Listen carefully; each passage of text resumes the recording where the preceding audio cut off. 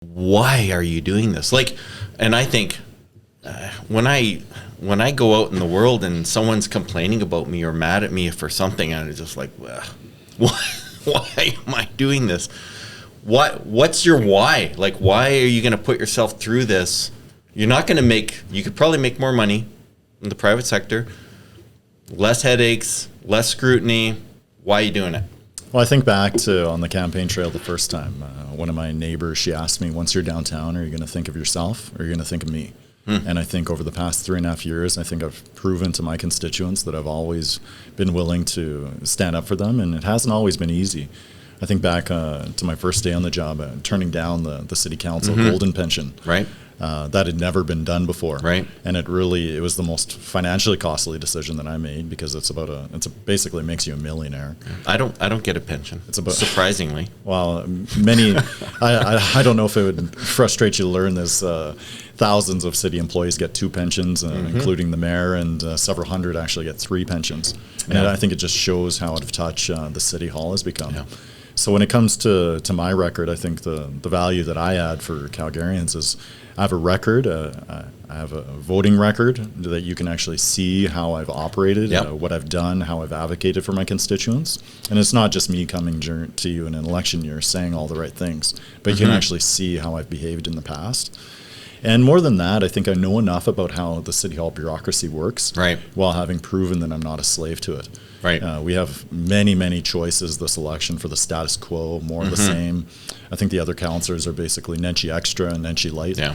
And I think that we need a new direction. Like, I have respect for our mayor, but when he ran the first time, he ran as fiscally conservative, socially liberal, and focused on opening the doors at City Hall. And he was actually, if you recall, endorsed by the Calgary Sun, a conservative newspaper, as the real fiscal conservative. Right. That's the quote. Yeah. And unfortunately, it's just been the opposite of that. We've had huge tax increases over the past 10 or 11 years. Yeah. We now have more secret meetings that this council holds than, I believe it's Toronto, Ottawa, Edmonton. Is that right, eh? Wow. And these other cities combined.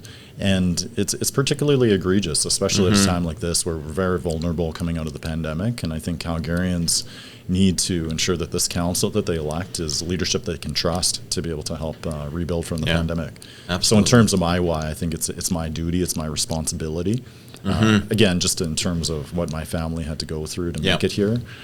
This election is going to make it or break it for us, and I think, again, we need change, but we need to make sure that we're electing leadership that knows how the system works without being absorbed by it. How do you take the hits? There's always going to be someone who says that's the wrong thing and that's crazy and you shouldn't be doing that. Like, how do you get up every day and kind of refresh and it's like, okay, we're back at it. What do you do? Like, what's the recharge? So I think back to my first day on the job, there's a couple councillors came by and gave advice. And I'm always one to listen, to learn. And I remember one councillor came by and said they looked at my website and they saw all the promises I made. And then they were kind of just sitting on my desk and they said, well, about a third of these just completely impossible. And there's about a third that, if you're around here for a while, I can help you with that, but I think it's going to take a couple terms. And then there's about another third where if we work together, we'll be able to get that done for you right away. But by the way, you have to take the pension so it doesn't make us all look bad.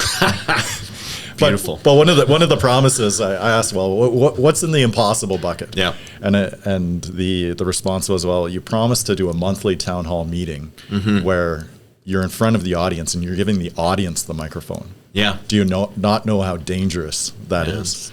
And I said, well, it's a promise that I made. I think the city government is the closest to the people. It should be the most responsive. And, if they pay my salary, then why wouldn't I want to be accountable to the voters? Yeah. So long-winded answer to your question, but, I feel like I've had the good grounding in terms of, obviously I haven't made, not every decision that I've made has been unanimously endorsed by my constituents, but I think that's okay as long as you're willing to be there approachable, be there in person, to explain yourself. And there's many people who may not agree with my vote on a certain issue, but at least appreciate that I've shared my thought process, the evidence, and as well as actually consulting them in terms of what the decision is being made. Yeah. And that's actually a major commitment that I'm making in my candidacy for mayor, in that I'll continue. I believe we had 50 town hall meetings over the past 3.5 years, where anybody and everybody can come and speak with me. Awesome. But it sounds pretty basic, but if I'm elected mayor, again, it'll be the same format where anybody and everybody can come and speak with me, share their views, just to help keep me grounded and to remember that those are the people I work for, not the City Hall establishment. Right. I give anyone who's out in the public eye a lot of credit, because I just can't do it. But yeah, I appreciate what you do, and I think it's amazing. I think you do a good job, and you're pushing hard to make Calgary a better place. And I think one of the things that some people get into this mode of thinking, well, he's out there for himself, or she's out there for herself, or whatever the case may be. But in my experience, a vast number of people who do ultimately take a lot of heat from the public really care. Like, they really want to make the place a better place. And that's their main goal, is like, let's help Calgary be a better place, and no one's out there trying to make it a worse place. I don't know what people think sometimes. So. Yeah, and even for sometimes the tension I've had with Mayor Nenshi, I do respect and appreciate him on a personal level. We do get along quite well behind the scenes, and he and his office has been of support to me when I needed it as well.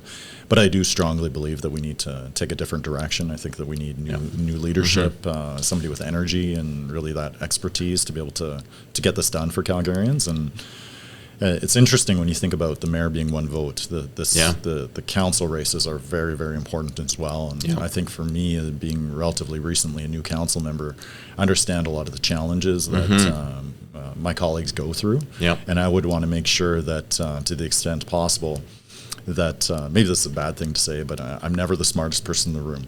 What I think that we're missing right now is a high-functioning team, one where differences of opinion are welcomed and embraced. Obviously, we won't agree on everything, but I think the highest performing board is ones where you have that bench strength and perhaps some rivalry. Sure. And I think that that's going to be natural in any organization, but to the extent possible, I'd like to be a bit of a boring mayor, to be able to highlight, say, it doesn't always need to be the mayor who's the face of things.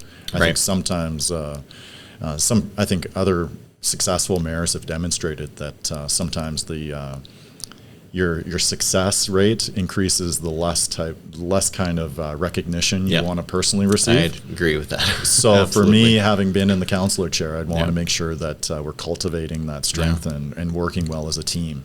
And I think with 11 of 15 new faces, that this is a great opportunity. And even for my own part, I've demonstrated I've been able to work one-on-one with the current city councillors, and I believe that she's very different ideologically from me, but I believe that the member of council whom I've sponsored the most motions with is Councillor Drew Farrell.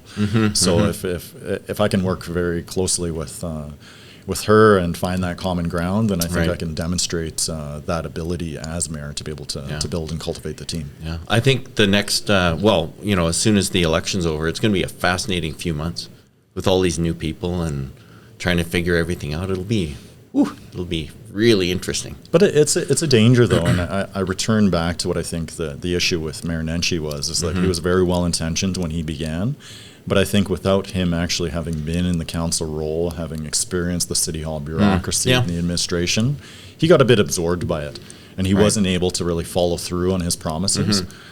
But I think that that's something that I can offer, where I know enough about the inner workings without also still being an outsider, knowing who in the system is there to help you, who is there to hurt you, and who's willing to go with the flow as long as you can set a strong example. Yeah, it'll be great. It's going to be exciting. Well, listen, I know you're busy. So I hope you're busy. Yeah, it's Stampede. I think we're 2.5 days in now, and I think I'm almost 20 events in. But it's good seeing people. Yeah, that's amazing. One thing I'll say is that campaigns like this, I'm definitely not supported by the City Hall establishment, and it's just everyday people giving what they can. And I just invite people to visit our website, www.jeromy.ca. If any of you want to follow up with me personally or to join our team, definitely appreciate your support. And we'll link on that as well so that people can jump to that easily. So that'll be great. So I appreciate your time. I look forward to talking to you again as things roll. Maybe we get into the late fall or winter, we'll have another conversation. Maybe in a couple in a couple months' time, we could do a debrief on whatever happens after the election. Yeah, that'd be great. Maybe we'll go on a hike. Oh, I'd love to. That'd be fun too. So, all right. Thank you very much for your time. I appreciate it, and hope to see you again soon. Yeah. Best of luck in the campaign. Yeah, thank you, All sir. right. Thanks, Jeromy.